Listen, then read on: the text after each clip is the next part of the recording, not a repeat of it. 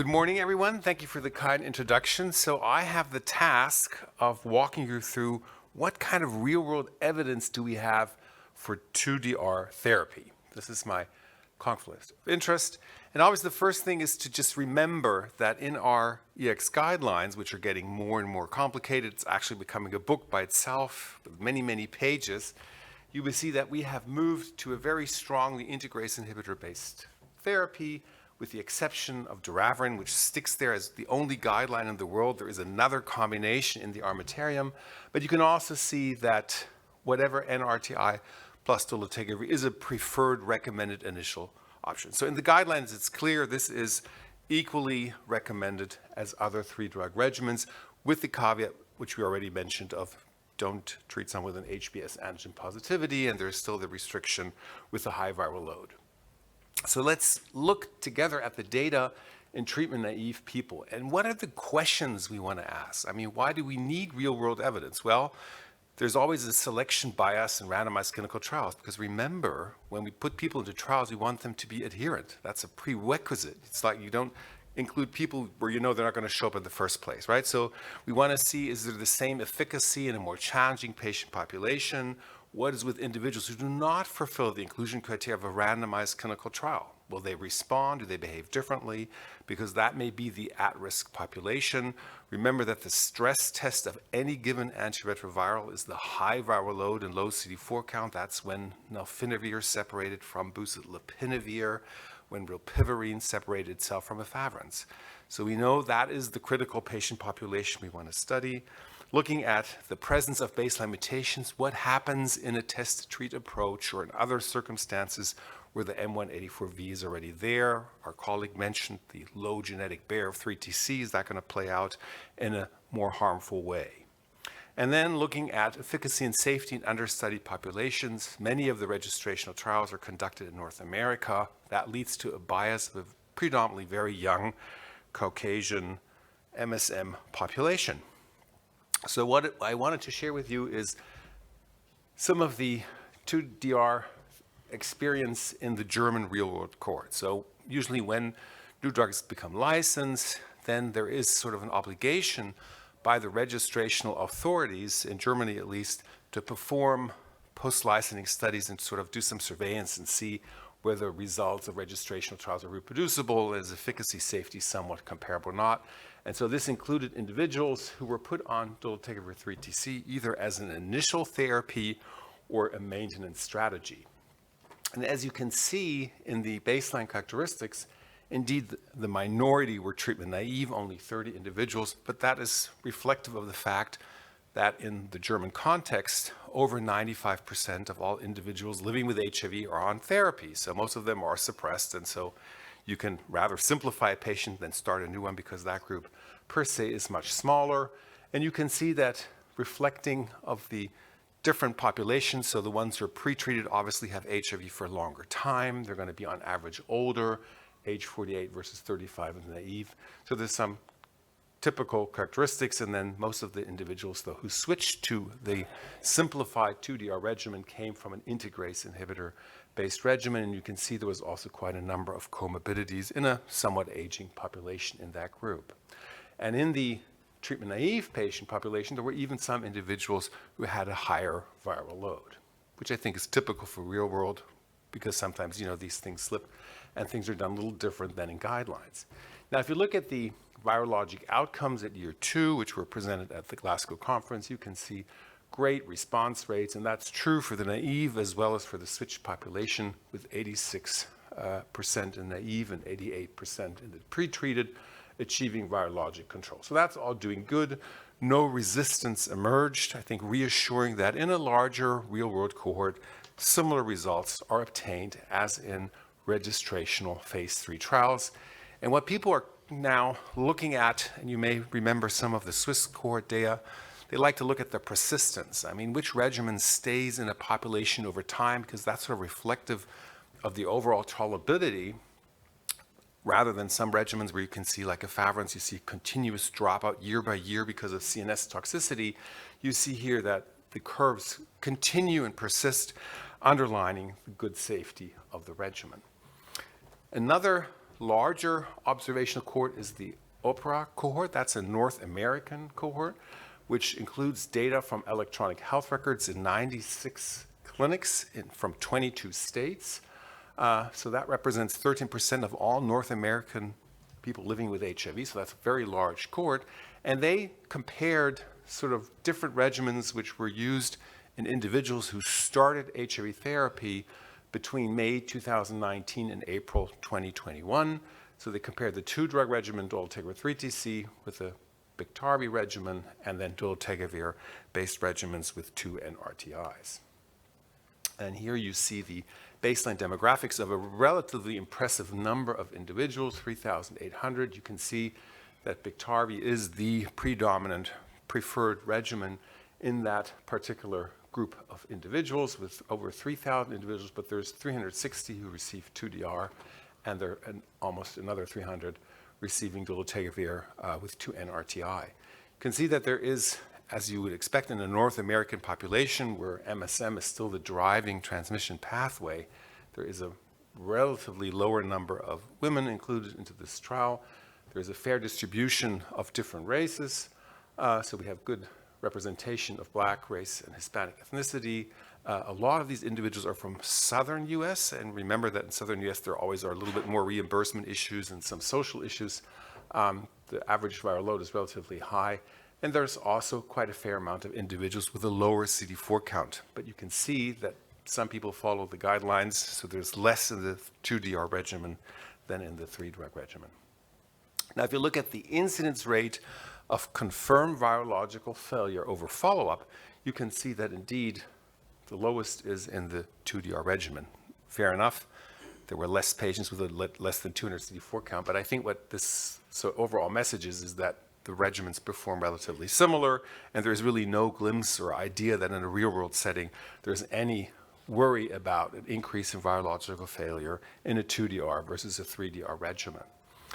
Looking at the effectiveness and treatment discontinuations within the first 48 weeks, and they were all compared to 3TC dolutegravir, you see the efficacy is pretty much the same, except for boosted elvitegravir, so that underperformed, is virologically not as robust, which is not so surprising. Remember that in the registrational trials for boosted elvitegravir, there is some cases of virological failure with resistance emergence, which you do not see either in 2DR or 3DR with a second-generation integrase inhibitor. So there is a difference, I think, in the choice of integrase inhibitor here.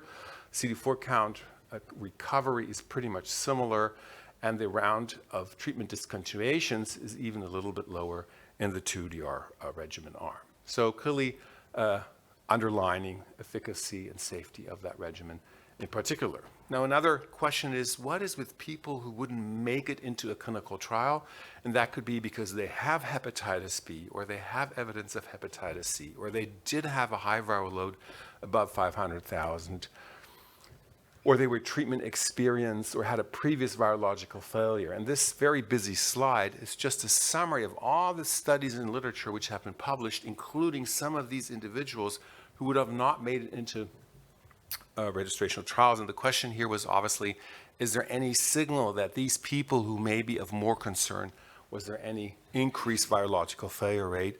And at least in those studies who looked at that, there was no one who experienced virological failure or resistance development or anything of greater concern. So although these are sort of glimpse shots into trials with different intentions and study objectives, I think it gives you at least a reassurance in case for whatever reason an individual gets treated with characteristics which were not necessarily studied in randomized clinical trials. They don't really seem to be at a particular hazard. There is increasing data now coming from smaller studies. This is a study called Tandem. It's also from North America, looking at people in a larger study cohort comparing a test and treat approach versus a non-test and treat approach. And they also included individuals. Obviously, in the test and treat, you're not going to know the viral load when you start therapy. So they have a subgroup of individuals who are either above 100,000 to 250,000 or above 250,000 copies. And they looked specifically at the outcome. And these individuals were in the guidelines, we'd rather say be careful because there's not so much data. I think one important thing to say, though, is that in general, if you go into large registrational trials for other integrase inhibitors, specifically for bictegravir, you will also see that the amount of people included with above 500,000 is also a very low number. And that has something to do with the simple fact that as guidelines have moved and as everyone is treated upon HIV diagnosis relatively quickly, the general CD or the median CD4 count upon treatment initiation has really increased. So you're not going to see a lot of people with more dramatic viral loads because that is more reserved for the late diagnosed individuals because that is the hallmark of advanced HIV infection.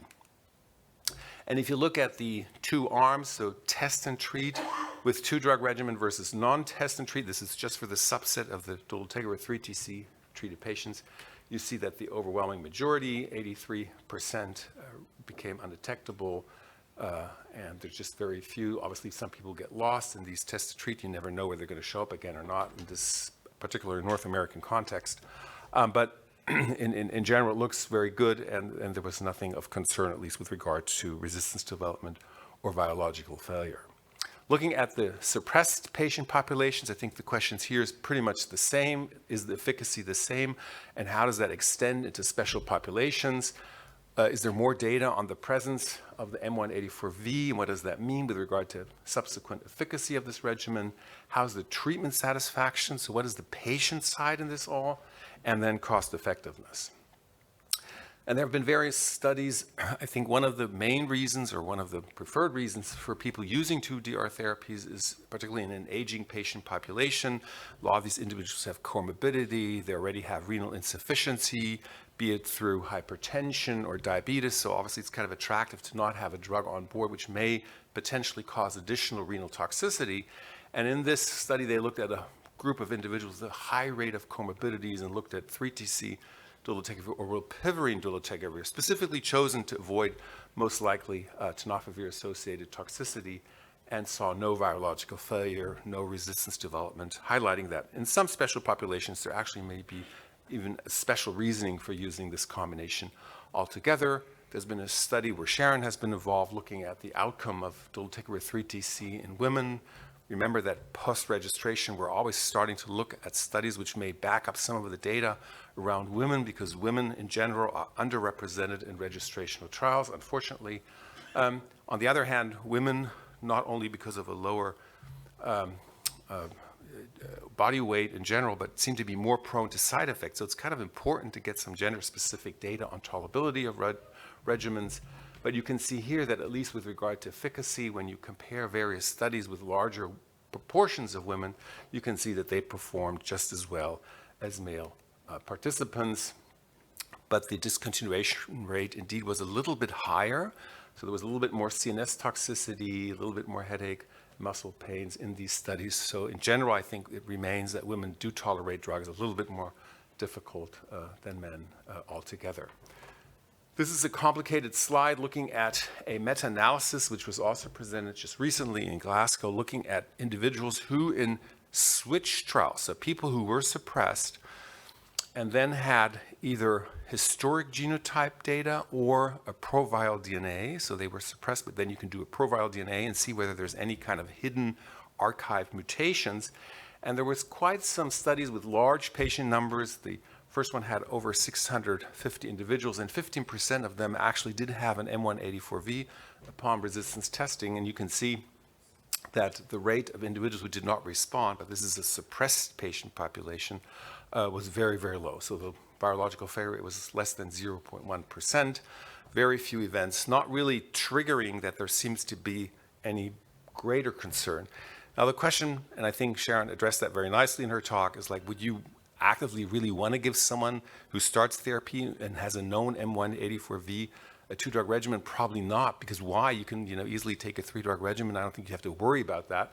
But in the setting of living with HIV for 30, 40 years, who's going to bring all the results when he moves from country A to country B? Remember that we are at times of war and migration, and many people, all they come and say is, I had a green tablet or a red tablet or 2 tablets, and they're never going to know what they took. It's difficult to access historical medical records. So at least for those who have someone where we don't know what's happening, I think it's reassuring to see that even in the presence of an M184V, in the setting of suppressed individuals, there seems to be no concern.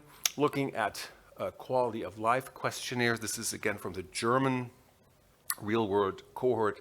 People who switched to 2DR had an improvement in their quality of life. So there's also patient data suggesting that less drugs, at least from a patient perspective, comes with some positive aspects.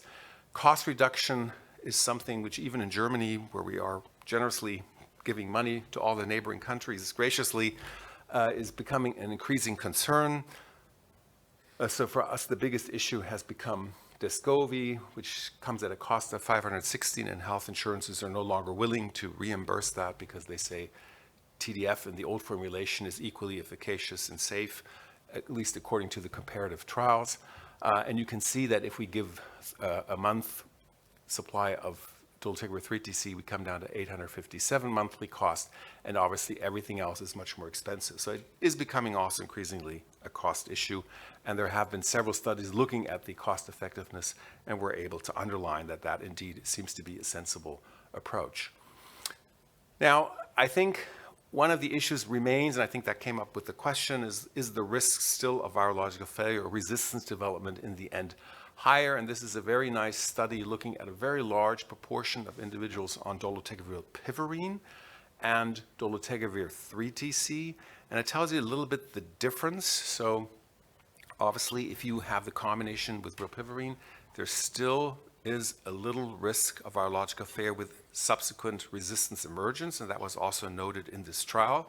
Whereas for those very few virological failures with 3TC and dolutegravir, there was no resistance development. And that brings us back to this story. Is it a difference whether I combine with an NRTI than any other drug class? And maybe that's something we can get a little bit deeper on in the discussion. But I think this is reassuring, showing us that this sort of combination of an NRTI with an integrase seems to be safe and really seems to have that high genetic barrier in the combination of these two compounds, which is something we obviously appreciate in clinical practice. Now, I talked very much about 3TC and dolutegravir because that is the drug we have. I talked a little bit about dolutegravir rilpivirine, which I think has some issues, and one of them could be the lower genetic barrier and resistance development in continued follow-up of individuals. But there's one more regimen I want to mention, because that is increasingly being used in Europe in people who are treatment experienced and documented prior virological failure and resistance development. And that is something for you, if you treat hemophiliacs like I do, you know that they started with AZT monotherapy, then they had 2-nuke therapy, the first PI, and so forth. So they all have NRTI resistance and NRTI resistance and some PI resistance. But many of them are on kind of deep salvage regimens, including a boosted PI. They're now all in their 60s, have co-medications, and you feel uncomfortable from the lipid profile, from the drug interaction side, and you're thinking of like, what could we give which simplifies therapy? And so in the German context, this combination was studied and presented at the German Austrian AIDS conference, looking at doravirine with dolutegravir. Now, the advantage of doravirine over rilpivirine is that it has a somewhat different resistance emergence. It is also fully active in the presence of efavirenz or nevirapine-associated mutations. So it does have some room in this kind of salvage setting individuals, and it has a very good drug interaction profile. So if you use dolutegravir with doravirine 2 tablets, you suddenly can simplify very complex regimens, sometimes with twice daily boosted darunavir, so a lot of drugs and a lot of lipid changes as well. And that works very well. None of these patients failed. There was no resistance emergence. So it tells me that this is also a new 2DR regimen approaching, which is not based on an NRTI, but does very well in a very special patient population, which is more experienced. So I think in summary, 2DR is equally efficacious and hardly any resistance development in real life settings. And I think there's a really growing evidence documenting that very nicely. There's also increasing data in diverse populations, in women, older age with multiple comorbidities and co-medications. I think we have seen more data in high viral load individuals in a test and treat approach. Clearly, cost savings are possible. I think 2DR therapy with dolutegravir rilpivirine has high efficacy and a low resistance rate, but in contrast to dolutegravir 3-TC, there is a risk of resistance, but not with dolutegravir 3-TC in the same way. And dolutegravir doravirine, I think, is an attractive PI-sparing option in treatment-experienced people living with HIV and prior virological failure. And with that, I'll thank you very much for your attention.